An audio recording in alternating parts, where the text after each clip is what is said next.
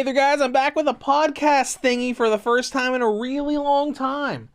I really got into this Seventh Lair visual novel that No Vectical made because it's got so many references and comparisons with the house in Fata Morgana. Even though it's got its characters and isn't connected to the main game at all. It's been a long time since I did one of these and I wanted to do one again. Seventh Lair was really cool, and this isn't gonna be me being all, oh hey, I'm a super expert, let's deep dive and pick everything apart. This is just me being a big fan of the house in Fata Morgana, really liking Seventh Lair and wanting to talk about it. Plus I haven't done one of these podcast things in a long time. The last time was for, that Clannad spinoff? That might have been a year ago or more. But yeah, before we get started, we're just going to be talking about the characters, how they're portrayed, comparisons between the two games. Oh, and spoilers. Spoilers.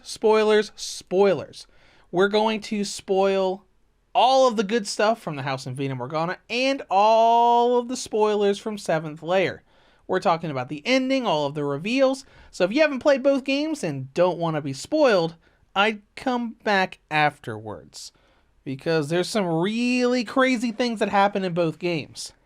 But anyways, we're going to go ahead and get started. I don't know how long this is going to be. Hopefully not too long. It might be like 10 or 15 minutes like the last ones have been. But we're starting with those spoilers, then we're going to go into characters and dive into all of the fun stuff. So, spoiler warning, I'm going to tell you the entire story of the game right now, so if you don't want spoilers, get out of here. Now, the story itself, in comparison, has a lot of allusions to Fata Morgana and No Vectical in general. It's actually a story that isn't all that different. The basic story synopsis: Mitchell is an indie developer making games and cannot handle criticism at all. He meets Giselle, who loves his games. They fall in love. Giselle gets cancer and dies. So I hope you listen to that spoiler warning, because that's the big twist. He loses the will to live and wants to drag others down with him by recording his legitimate actual suicide, like him literally stabbing himself in the wrist and bleeding to death, into his latest game. And because of forces of beyond, his soul and the souls of many of his regulars, Nelly, Jacopo, Maria, Yukimasa, Pauline, all people that are on the verge of suicide themselves, get sucked into the game world of Seventh Lair, his new release. They work to get out, and boom, they all bond. They all kind of talk about what they wanted to kill themselves over and are over it. They're saved and they can leave, except Mitchell is already dead and sent to hell at the end. And that's the story. Condensed, but that's like a minute for 5 hours of stuff. So let's go into comparisons now that we know the, oh my gosh, what just happened? This was supposed to be a tongue-in-cheek comedy, but there's so much depression and sadness at the end. But let's compare, starting with the characters. Mitchell is an indie developer. And they use the same sprite as him from the main game. He's kind of like an allusion to No Vectical themselves. They were a small group of friends that eventually banded together to become a small development team. And he is trapped in a world that he can't escape, once again, sort of mirroring how Mitchell was trapped as a spirit in the mansion in Fata Morgana. He was also technically a spirit there, as the game shows that Mitchell is actually dead for the entirety of Seventh Lair, having killed himself just before the game's events take place. But more on Mitchell. He's a loner, he falls in love with Giselle, they lose each other, albeit in different ways than before. His spirit's trapped, but interestingly, they gave his main character trait from Fata Morgana, the kind of intersex, magical sex change that he went through in the game's backstory, to Maria, whom in real life was a girl that was masculine and liked other girls. More than her just being a tomboy, they actually do a little bit of allusions and hints to actual things that people do to transition when they are trans. And one last thing I liked about Mitchell, now this could be a reference, but it might not be. Mitchell Making Games has a little scene where Giselle is talking to him about a visual novel that he made that's really dark. This could be an allusion to the house in Fata Morgana, but it's kind of a maybe, maybe not. Then we have Giselle, which is, she's a little weird in this game. Her main point is just that she falls in love with Mitchell. She loves his games. You could argue that her love for Fairy House, which is the game that is basically a recreation of the fireplace scene from the house in Fata Morgana, where the maid is first introduced, who Giselle is in that game, is kind of an illusion, but it's up in the air like many of them are. And then we get to Maria, which is a very weird choice. They gave her the arc that Mitchell had in Fata Morgana. Great friends arc, especially when they try to submit themselves to hell just so Mitchell, their best friend, doesn't have to be alone. Really good stuff there. Though it's interesting that Maria is the character that they chose to throw all of the transsexual transition stuff on. But one sort of comparison to her Fata Morgana counterpart is the fact that she's a renowned indie game developer that Mitchell was jealous of when he found out. This could be an allusion to the fact that Maria in Fata Morgana was really supposed to be a sort of princess or respected position of power in the Mafia. A bit of a title in a field of respect. But oddly, she has no relationship with Jacopo at all outside of her little squabble when she figures out that he's a liar. You could argue that she's almost like a leader once she comes into the story and how she tries to keep things on track and how to escape the 7th layer. Kind of like how she was in the brothel part of Requiem of Innocence, but maybe not. Then we get to Nellie and Mel. It's a kind of accurate representation. Nellie loves her brother, though not intimately, and is a loner, not wanting anyone around but a loving brother. But it's interesting that Mel here actually isn't real. He's a controlled NPC controlled by her for everything. Maybe an allusion to wanting to be with Mel in Fata Morgana but not being able to. But I think that's a really big stretch. Her thing is mostly just she's a loner and wants a brother, so she made one. Before going on, I know I'm kind of going on the basis of making comparisons as if they're the same characters. I know they're not, but with so many references and comparisons, I feel like that's just a good place to, start with all this.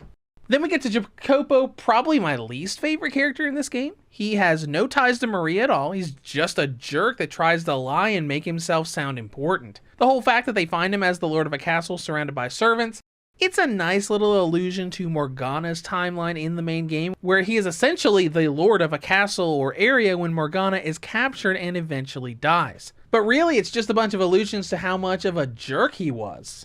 Then we get to real good ones. Yukimasa, he's really close to what he is in Fata Morgana. He's a guy with a ridiculously savage and violent history. He liked killing animals as a child, kidnapped and killed a baby in the woods after just casually taking it from a group of parents from their stroller, and he just has that uncontrollable killing urge when he kills Pauline out of nowhere.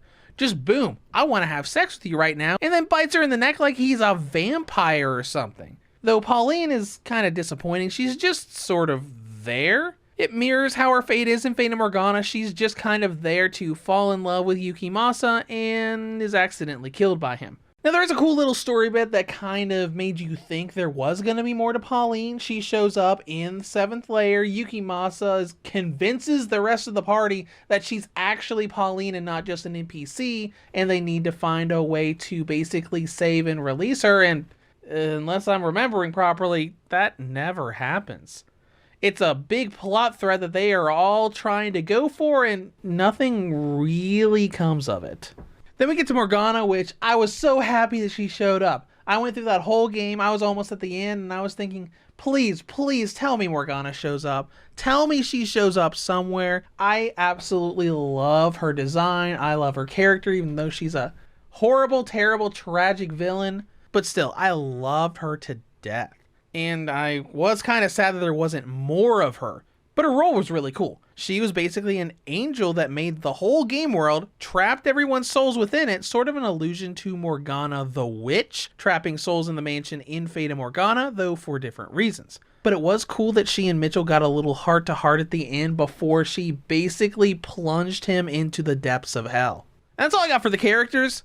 Some people might think 7th Layer is just some lazy asset flip thing, but I find it really cool. Like, yeah, they didn't make original characters for their new game, but they put so many references and comparisons and all that to Fata Morgana that, as a fan of that game, I loved looking for all of those things.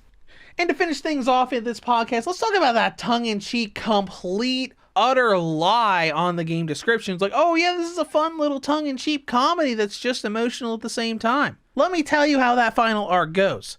You go and get the backstory, and it's like, oh hey, Giselle is slowly dying from cancer. Alright, your heart good? You crying yet? Oh, you are? Cool. Well, guess what? Now Mitchell kills himself. Oh, your heart is still good? No, you're not? You feel like you're dying too? All right, well, Mitchell can never go back to the world of the living and is forced to go to hell.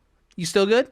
Oh, by the way, Giselle and Mitchell see each other at the end and you think you're about to get a good ending. Nope. One brief look, Giselle ascends to heaven and Mitchell plummets into hell. Is your heart crushed yet? Yeah? Well, just in case, the post-credit scene is Mitchell's funeral. There's no good ending here, just Mitchell rotting in hell. Great tongue-in-cheek parody, right? Your heart isn't completely destroyed, right? But that's just how I felt when I went through the ending. I was crying when Giselle died from cancer, and after that, Mitchell's suicide, and that horrible, heart-wrenching thing of Giselle and Mitchell seeing each other before being ripped over to heaven and hell, I was just like, please just stop. Please just stop. Like, oh, good. The game's over. The game's over. Oh, there's a post-credit scene. Is this going to be the good ending where Mitchell is forgive? Oh, no, it's the funeral. Game, why? Why would you do this to me? Why would you do this to me? The only thing was missing was that everybody's crying track playing from the House and Fata Morgana soundtrack. If that had popped in during this game, I probably would have lost it. But that's pretty much it for my podcast thing here today. I know I didn't go into a deep dive. I probably could have done a ton of research on this, but I really just went through my history with Fata Morgana, doing comparisons based on what I remember and what I saw, and I just wanted to talk about it. A little dumb thing, no monetization, just kind of, hey, if you like 7th Lair, you can listen to my thoughts, you can have comments, we can make discussions if you want. But outside of that, if you lasted this long, good for you. I appreciate it, and I'll be back soon with a new review on Friday. As always, thank you for watching, and have a great day.